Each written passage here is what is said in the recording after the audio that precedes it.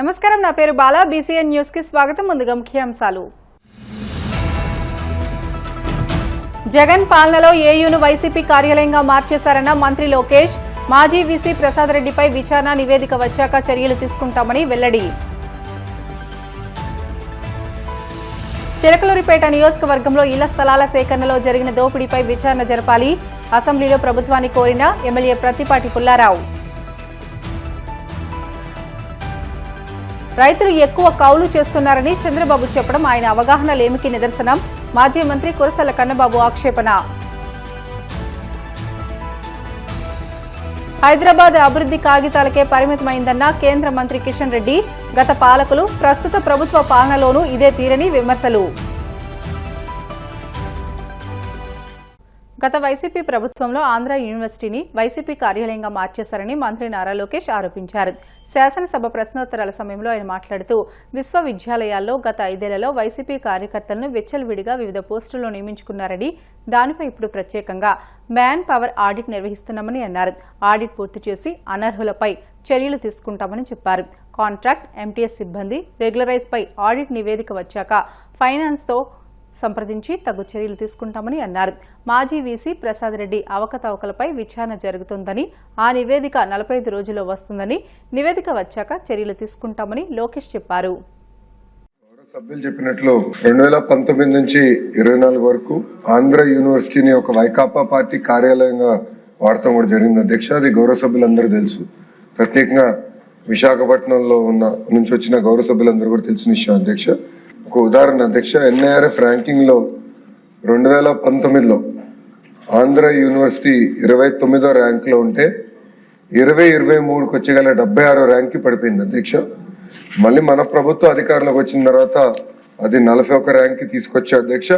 ఇప్పుడు top 10 universities చేయాలనే లక్ష్యంతో ఈ రోజు ఒక అద్భుతమైన వైస్ ఛాన్సలర్ కూడా నియమించి అధికారం ఇచ్చి ఆ వ్యవస్థని డ్రైవ్ చేస్తాం జరుగుతుంది అధ్యక్ష. అంతేకాకుండా మీరు చూస్తే యూనివర్సిటీ కేటగిరీలో 2019లో మనం 16వ ర్యాంక్ లో ఉంటే 2023కి 43వ ర్యాంక్ పడిపోయాం అధ్యక్ష.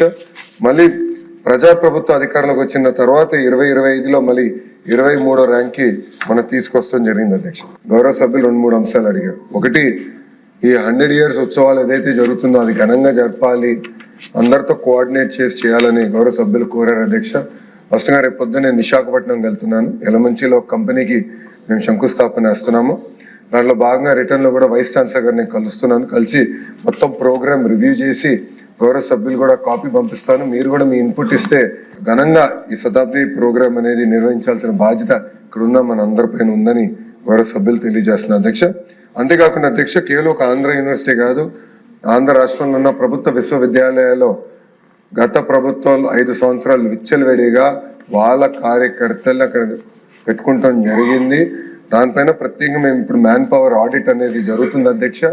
అది నేను ఈ రోజు కూడా రివ్యూ చేశాను. నెక్స్ట్ 30 days లో ఆ మ్యాన్ పవర్ ఆడిట్ మేము పూర్తి చేస్తాం. కఠిన నిర్ణయాలు, చర్యలు కూడా తీసుకుంటామని గౌరవ సభ్యులు తెలియజేస్తున్నాం. ఇప్పుడే పెద్దలు చెప్పినట్లు ఏంటంటే కాంట్రాక్ట్ లో కొంతమంది పనిచేస్తున్నారు, దాని తర్వాత కొంతమంది ఎంటీఎస్ రావాలని కోరుతున్నారు, దాని తర్వాత రెగ్యులరైజ్ చేయాలని కూడా కోరిక అనేది ఉంది అధ్యక్ష.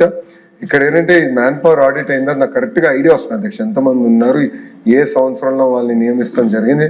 దాని తర్వాత ఫైనాన్స్ తో సంప్రదింపులు చేసి తగిన చర్యలు తీసుకుంటామని గౌరవ సభ్యులు కూడా తెలియజేస్తున్నారు అధ్యక్ష. పెద్దలు చెప్పినట్లు గతంలోనే ప్రసాద్ రెడ్డి చేసిన అవకతవకల మీద నేను విజిలెన్స్ ఎంక్వైరీ చేస్తానని చెప్పడం జరిగింది. అది విజిలెన్స్ పంపించాం. విజిలెన్స్ ఎంక్వైరీ జరుగుతుంది అధ్యక్ష. గౌరవ సభ్యుల కోరిక మేరకు ఆ రిపోర్ట్ రాబోయే 45 రోజుల్లో మళ్ళీ మేము విల్ గెట్ దట్ రిపోర్ట్. అది నేను హౌస్ లో టేబుల్ చేసి తగిన చర్యలు తీసుకుంటామని గౌరవ సభ్యులు కూడా నేను తెలియజేస్తాం జరుగుతుంది. చిలకలూరిపేట నియోజకవర్గంలో ఇళ్ల స్థలాల సేకరణలో జరిగిన దోపిడీపై విచారణ జరపాలని స్థానిక ఎమ్మెల్యే ప్రత్తిపాటి పుల్లారావు కోరారు. అక్కడ జరిగిన దోపిడీపై వైసీపీ నేతలే మాజీ మంత్రి విడదల రజనిపై న్యాయస్థానాన్ని ఆశ్రయించారని అన్నారు. వినుకొండలోనూ స్థలాల సేకరణలో అవినీతి జరిగిందని, రాష్ట్ర వ్యాప్తంగా జరిగిన దోపిడీపై విచారణ చేపట్టాలని ఆయన కోరారు. ఒక్కో టిట్కో గృహ సముదాయం పరిధిలో 10,000 నుంచి 20,000 మంది నివసిస్తుంటారని, అక్కడ పాఠశాల, ఆసుపత్రి, షాపింగ్ కాంప్లెక్స్, ఆయా మతాలకు చెందిన ఆలయాలు ఏర్పాటు చేయాలని పుల్లారావు కోరారు.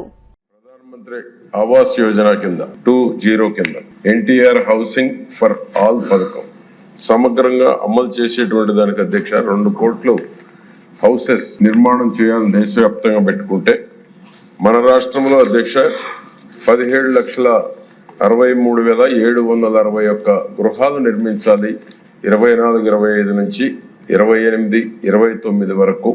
ఇంత పెద్ద ఎత్తున పేద వారి యొక్క కళ నెరవేర్చేటువంటి దానికి బాధ్యతతోటి కూటమి ప్రభుత్వం ముందుకెళ్తా ఉంది అధ్యక్ష. టిడ్కో కూడా గతంలో 14-19లో 2,04,600 ఇళ్లు యుద్ధ ప్రాతిపదికన ఆనాడు నిర్మాణం చేయటం జరిగింది అధ్యక్ష. కొత్త టెక్నాలజీ, ఆ షేర్ వాల్ టెక్నాలజీతో నిర్మాణం చేసినటువంటి టిడ్కో హౌసెస్ అధ్యక్ష గత ప్రభుత్వం 5 ఏళ్లు పట్టించుకోకపోయినా, కట్టిన ఇళ్లు పేదలకు హ్యాండ్ ఓవర్ చేయకపోయినా చెక్కు చెదరకుండా ఉన్నాయంటే ఆనాడు చంద్రబాబు నాయుడు గారు కొత్త టెక్నాలజీ ప్రవేశపెట్టి ఆ షేర్ వాల్ టెక్నాలజీ ఉండటం వల్లనే ఈ రోజు కూడా ఆ ఇళ్లు బ్రహ్మాండంగా ఉన్నాయి అధ్యక్ష. డ్రా సిస్టంలో ఎలక్ట్రిక్ డ్రా తీసి మనం కేటాయిస్తే అవి కొన్ని మార్పులు చేసి రిజిస్ట్రేషన్ కూడా చేశారు అధ్యక్ష. ఆ ఇంట్లో ఇంతవరకు చేరలే. ఇప్పుడు మనం వచ్చినా చేరుస్తున్నాం అధ్యక్ష. ఫర్ ఎగ్జాంపుల్ చిలకలూరుపేట తీసుకుంటే 4,512 ఇళ్ళు ఆనాడు మనం గౌరవ మంత్రి నారాయణ గారి సమక్షంలోనే డ్రా తీసి ఇచ్చాము. ఇప్పుడు మనం వచ్చిన తర్వాత అధ్యక్ష సుమారు 3,000 మందిని చేర్చాం అధ్యక్ష.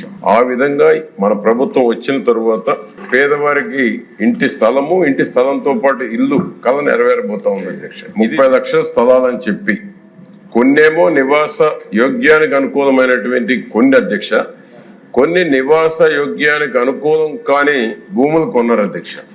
అది చిలకలూరుపేట కావచ్చు, వినుకొండ కావచ్చు, అనేక ప్రాంతాల్లో. మా దగ్గర అయితే చాలా దారుణం అధ్యక్ష. చిలకలూరుపేటలో గతంలో మాజీ మంత్రి మీద వాళ్ళ పార్టీ వాళ్ళు కూడా కోర్టుకు వెళ్లారు అధ్యక్ష. 241 ఎకరాలు కొన్నారు అధ్యక్ష. చిలకలూరుపేటలో 3 నుంచి 10 లక్షల రూపాయలు ముందే చెక్కులు తీసుకున్నారు అధ్యక్ష. రేట్ ఎక్సెస్ ఇప్పిస్తాం, 3 నుంచి 10 లక్షల రూపాయలు చెక్కులు తీసుకొని గౌరవ ఏదైతే మాజీ మంత్రి తీసుకుంటే అధ్యక్ష ప్రతి నియోజకవర్గంలో పెద్ద ఎత్తున అవినీతి జరిగింది.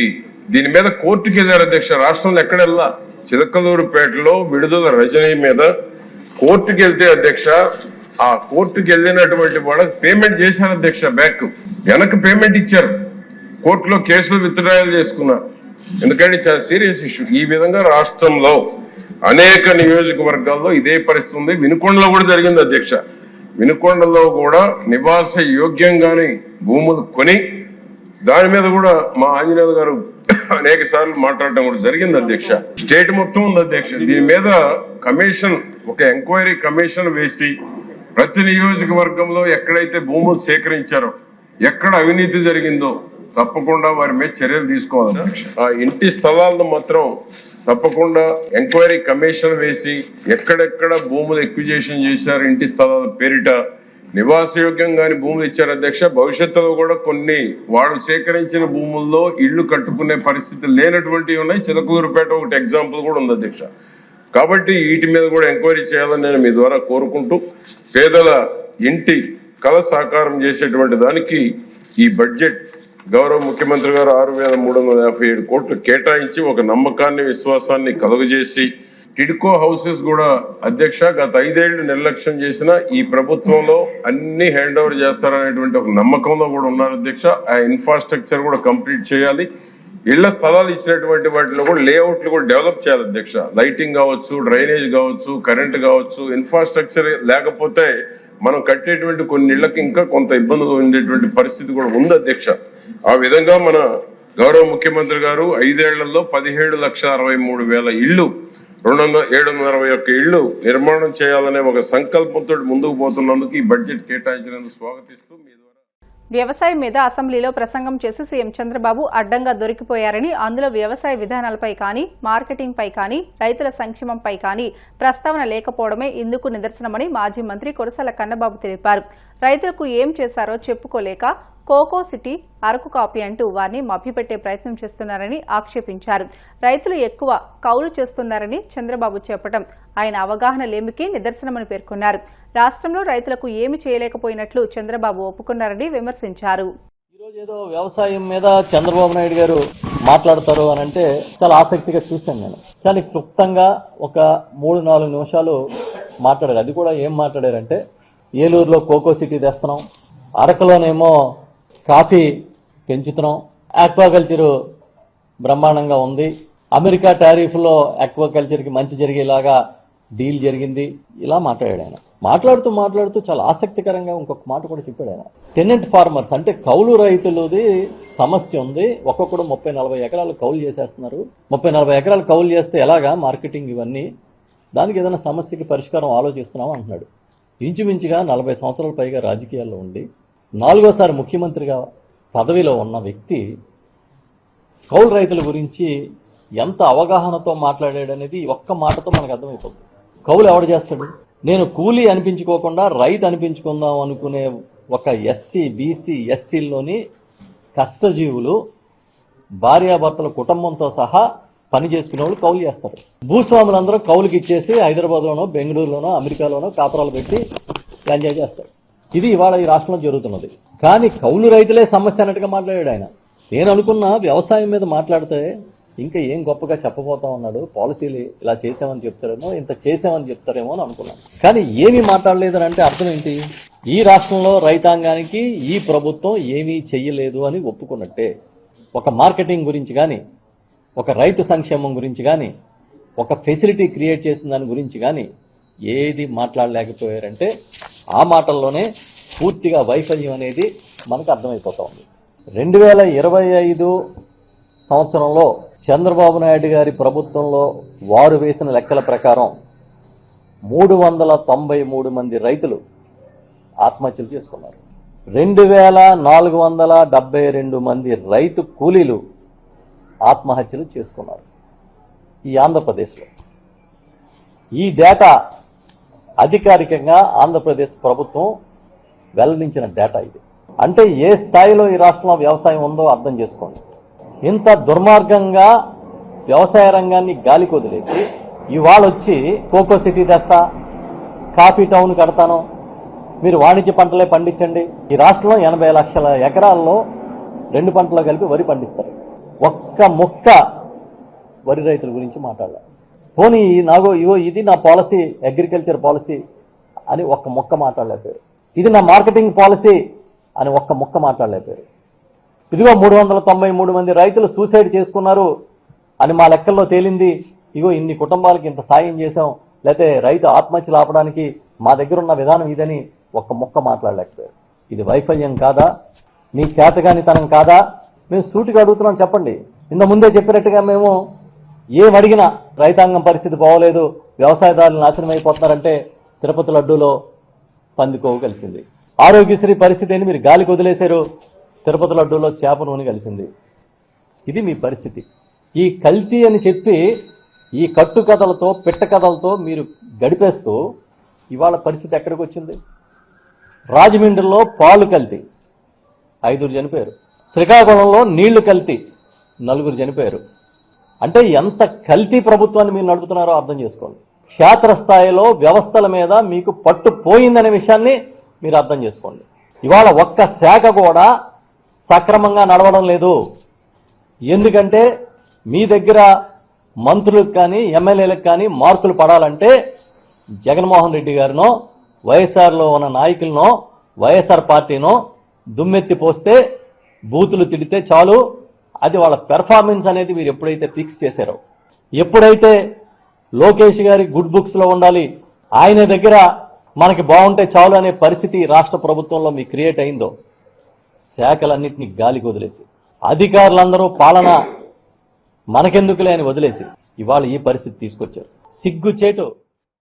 బ్రిటన్లో షార్ట్ బ్రేక్ తీసుకుందాం. Stay with us.